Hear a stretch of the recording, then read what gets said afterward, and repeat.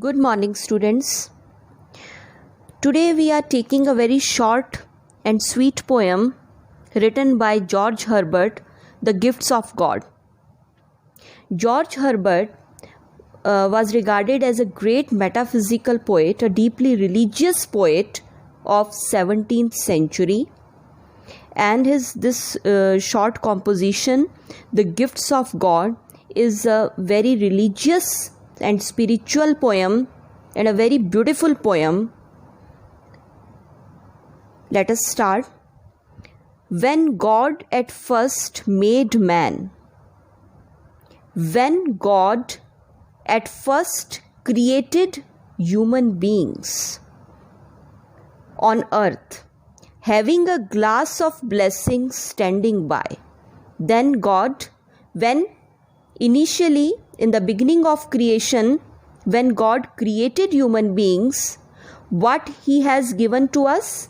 He has imparted to us a glass of blessings, a glass full of blessings standing by, that is nearby. He gave us a glass of blessings. Let us, said He, pour on him all we can. Then God says, let me pour on him. Pour means impart to him, give to him whatever best I have. So God has given we human beings the best of His creation. Whatever best He has given us. Let the world's riches, which dispersed lie, contract into a span. So we human beings, we are the favorites of God. So God said, let the world's riches, let the best resources of the world, which dispersed lie, which are lying dispersed, which are lying scattered here and there. Riches means resources, all the best things, minerals, beautiful things, valuable and precious things, whatever present in the world, I will give all these things to human beings, and so that he can enjoy all these things, all the riches of the world, contract into a span. Contract means confined into a span. Span means duration of lifetime of humans, that is 100 years. So he will be able to enjoy all the world's riches during his lifetime. So strength first made a way. So firstly, God has given us strength. So man is very powerful, we human beings, and very powerful than other creatures. So God has made us powerful. So first of all, He gave us strength so that we can protect ourselves. Then beauty flowed. Then He gave us beauty,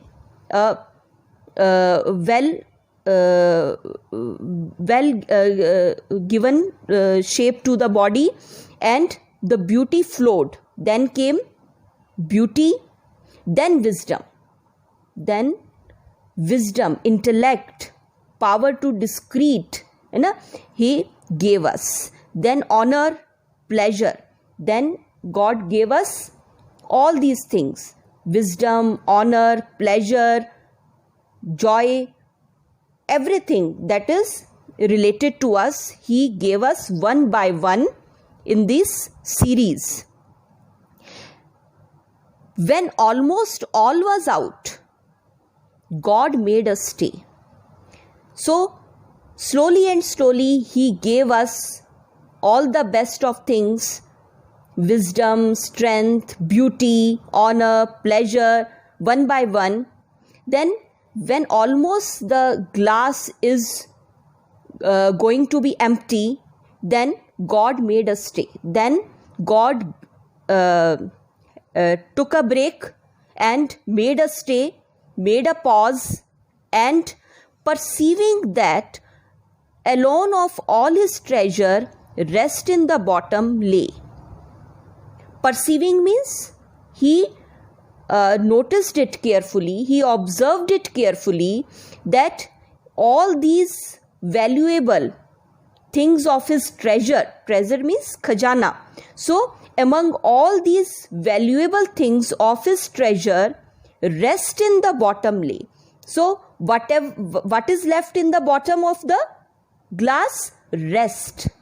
Rest means to relax, to rest, है ना, आराम. तो क्या रह गया पेंदे में? In the bottom, what has remained? Rest. So now at this stage, God has made a pause. Then he thought carefully, he thought deeply.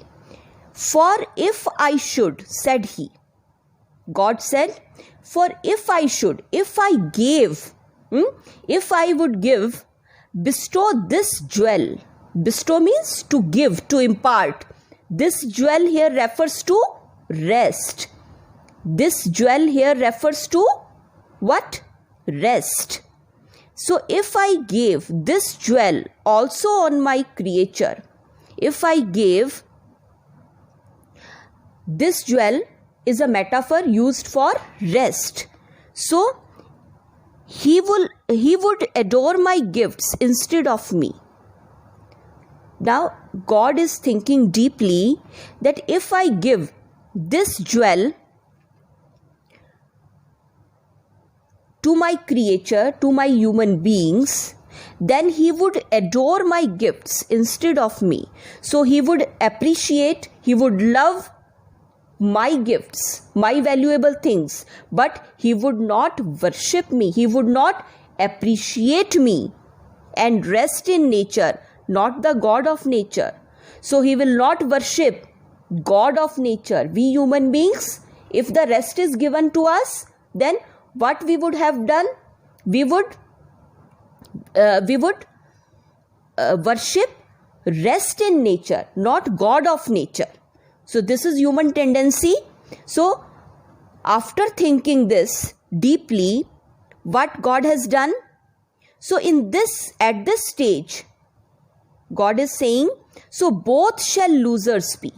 So God is thinking that at this stage, I will be also a loser, because human beings will not remember me, and humans, they will also be losers, because they will not pray me and they will have everything best in nature. So they don't have any need to pray me, to worship me, to demand me anything. So in this case, we both will be losers, not winners.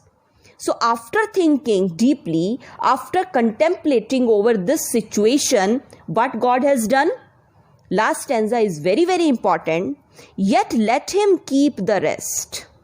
So God says, let him keep the rest. So I will give him rest, because human beings, they are doing very hard work. So I will give him rest. Okay, I will give him rest at the bottom of the glass, but keep them with ripening restlessness. Very, very important line. Restlessness. So I will give him ripening. Ripening means increasing day by day. Restlessness, dissatisfaction. So what God has given to us?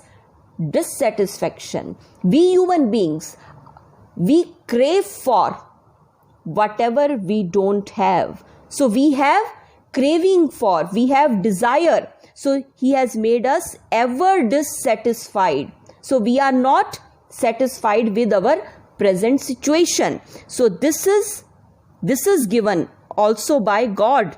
Ripening, increasing restlessness, dissatisfaction in our mind.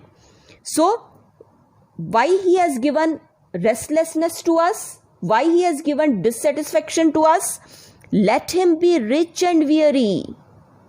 So in this condition, we human beings, We will be rich, but weary, anxious every time, crave for every time.